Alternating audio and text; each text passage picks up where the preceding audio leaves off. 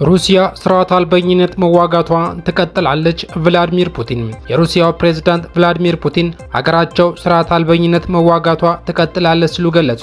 ሰላም ጤና ይስጥልኝ፣ እንደምን ቆይታችኋል? የሲሎቲው ቤተሰቦች የዕለቱ መረጃ ይዤላችሁ መጥቻለሁ። ከመረጃዎቹ ጋር ሐሰን ሁሴን ነኝ። ሩሲያ በሁለተኛው የዓለም ጦርነት የናዚ ኃይል ወረራ በመመከት ያሸነፈችበት 80ኛ ዓመት የድል በዓል በመዲናዋ ሞስኮ በተለያዩ ዝግጅቶች ታስቦ ውሏል።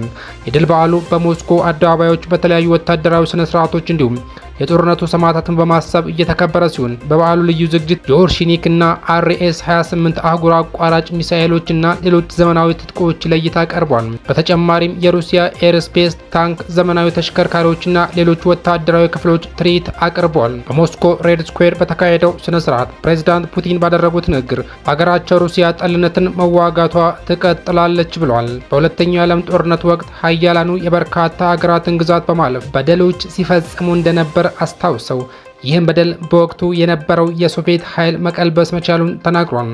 ድሉ ሩሲያ ያላትን ሀቅ ለዓለም ያሳየችበት እንደነበር ገልጸው ሊጨቁኑ የመጡት ኃይሎች በመፋለም አባት ሀገር ላስረከቡን ጀግኖቹ የሶቪየት ወታደሮች ምስጋና ይገባቸዋልም ብለዋል።